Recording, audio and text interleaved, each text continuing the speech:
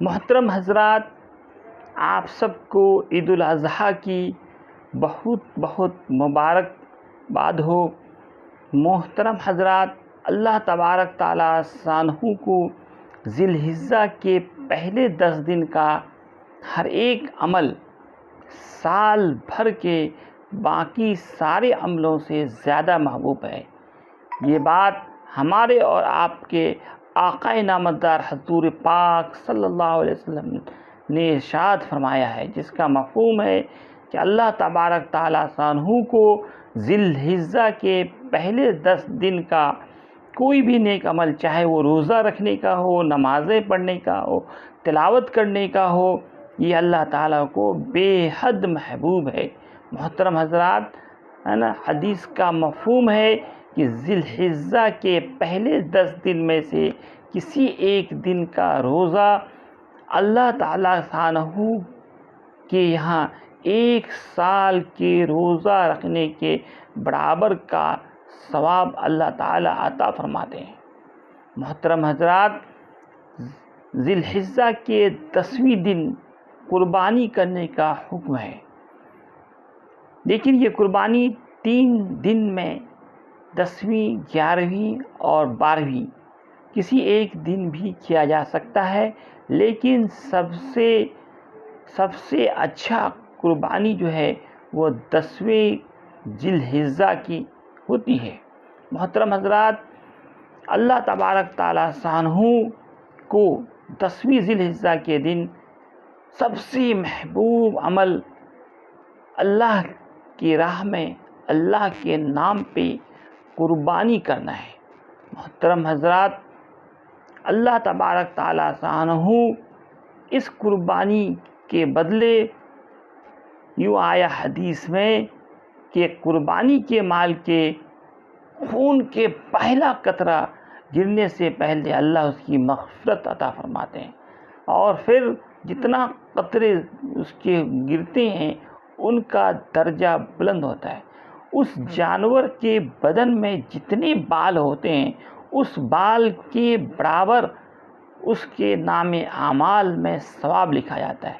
محترم حضرات، قربانی کے لیے اگر بڑے جانور لیے جائیں تو اس میں 7 حصے ہوتے ہیں۔ بڑے جانور میں 7 حصے ہوتے ہیں، اور جو چھوٹا جانور ہے، خصی ہے، دمبا ہے، جو کم سے کم 1 سال کا ہو، فروا ہو، اس میں 1 حصہ ہوتا ہے۔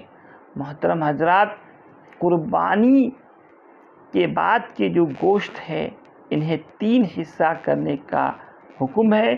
پہلا حصہ جو ہے وہ ہم یتیموں غریبوں میں بانٹیں، 1 حصہ جو ہے اپنے پڑوسیوں اور رشتہ داروں میں بانٹیں، اور 1 حصہ اپنے لیے رکھیں۔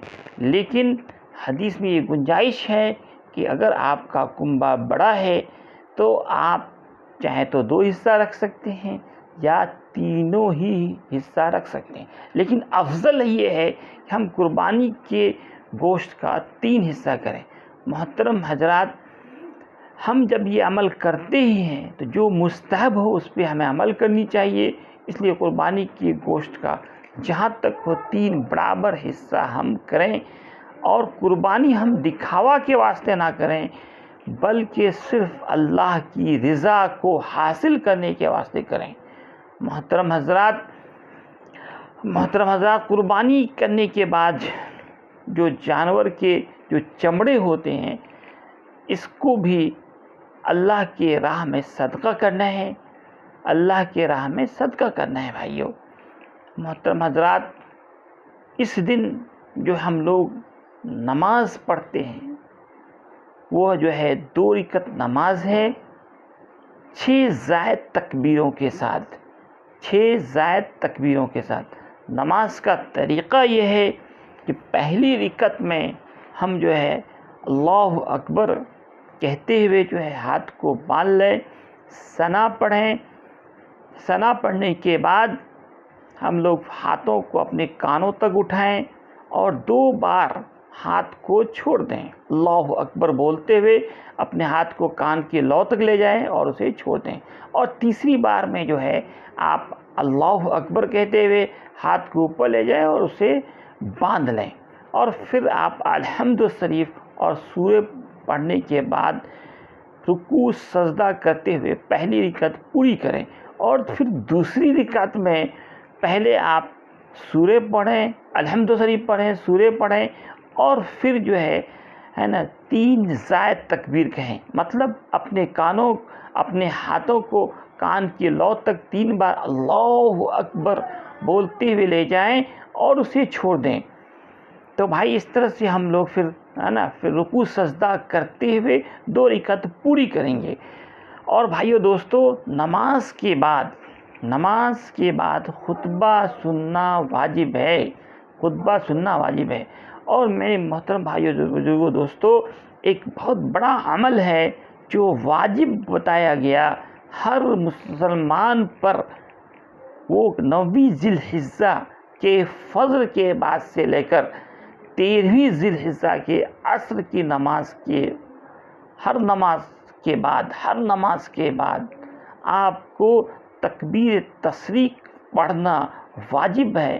اللہ اکبر، اللہ اکبر، لا الہ الا اللہ، واللہ اکبر، واللہ اکبر، وللہ الحمد۔